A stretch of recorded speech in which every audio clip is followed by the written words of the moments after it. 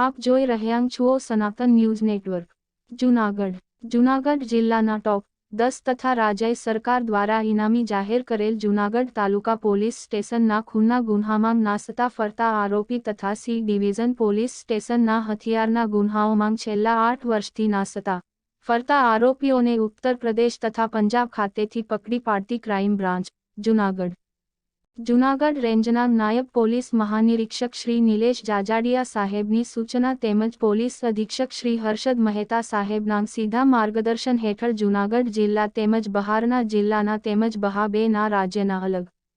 અલગ પોલીસ સ્ટેશનના ગુન્હાના કામે નાસતા ફરતા પકડવાના બાકી આરોપીઓને શોધી કાઢી તેઓ વિરુદ્ધ કાયદેસરની કાર્યવાહી કરવાની સૂચના આપેલ હોય, જે અન્વયે ક્રાઇમ બ્રાન્ચ જૂનાગઢના પોલીસ ઇન્સ્પેક્ટર શ્રી જે પટેલ તથા પોલીસ સબ ઇન્સ્પેક્ટર શ્રી જે ગઢવી શ્રી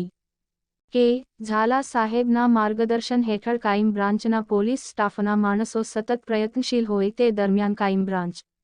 જૂનાગઢની ટીમને હ્યુમન ઇન્ટેલિજન્સ તથા ટેકનિકલ સોર્સના માધ્યમથી પોલીસ ઇન્સ્પેક્ટર શ્રી જે પટેલ તથા પોલીસ કોન્સ્ટેબલ દિવેશકુમાર ડાભીને બાતમી હકીકત મળેલ કે છેલ્લા 8 વર્ષથી નાસતા ફરતા આરોપી કે જે જિલ્લાના ટોપ 10 તથા રાજ્ય સરકાર દ્વારા ₹90,000નું ઇનામ જાહેર કરેલ આરોપી બબલુ લખનભાઈ પંજાબ રાજ્યના લુધિયાણા ખાતે તથા સી ડિવિઝન પોલીસ સ્ટેશનના ગુન્હામાં નાસતો ફરતો આરોપી ટીકુ ઉર્ફે અજય રામલખન રાકેશન જારોલિયા ઠાલ ઉત્તર પ્રદેશના ઇટાવા જિલ્લાના બકવેર ખાતે હોવાની હકીકત જાણવા મળેલ હોય,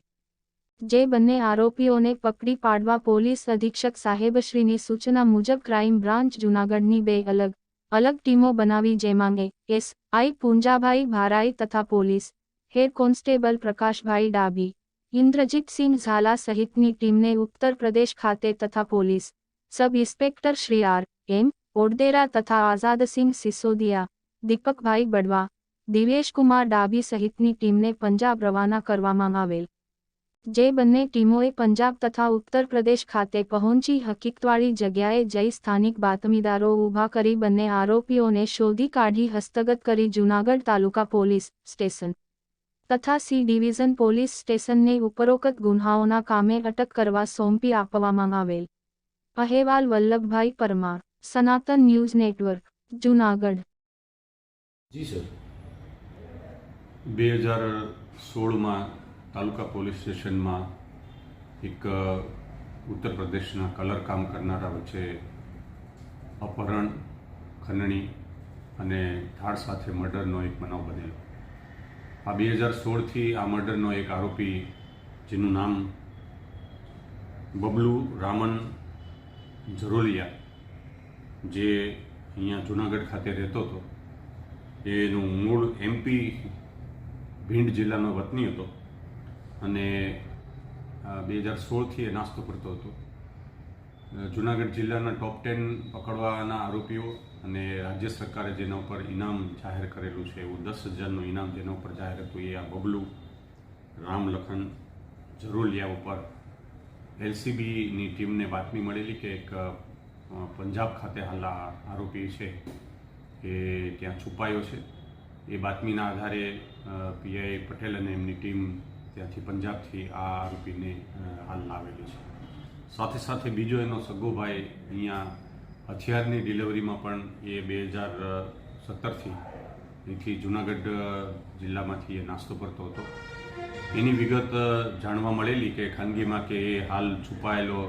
છુપાવે છે, એ ઉત્તર પ્રદેશમાં રહે છે. તો આ આરોપીને ઇટાવા જિલ્લાના ભરતના તાલુકાના વિસ્તારમાંથી આરોપી ટીનુ ઉર્ફે અજય રામલખન ઝરોલિયાને પણ આ LCBની ટીમ છે એને હસ્તગત કરેલી છે. આ રીતે છેલ્લા 8 વર્ષથી નાસ્તા પડતા એવા આરોપીને જૂનાગઢની લોકલ ક્રાઇમ બ્રાન્ચની ટીમે હાલ પંજાબ અને ઉત્તર પ્રદેશથી પકડ્યા છે. સાહેબ, હત્યા કોની કરી હતી, કઈ રીતે કરી હતી? 2016માં જૂનાગઢ જિલ્લામાં જે કલર કામ કરતા હતા એ પૈકી એક કુંવરસિંહ જીયાલાલ દોહરે, એમને અહીંયા અંદરો અંદર પૈસાની લેતી દેતીના એક પ્રશ્નો થયેલા. આ બાબતે આ મરણજનક કુંવરસિંહનું અહીંયા મર્ડર થયેલું એમાં અપહરણ કરી એમની પાસેથી પૈસા પડાવી અને જે મર્ડર કરેલું એ મર્ડરના કેટલાક આરોપીઓ જે તે વખતે પકડાયેલા હતા એ પૈકીનો આ બબલુ રામલખન ઝરોલિયા છે એ પકડવાનો બાકી હતો. એમની પાછળ એલસીબીની ટીમ છે એમની વોચ રાખેલી હતી. એમની ખાનગી માહિતી કઢાવતા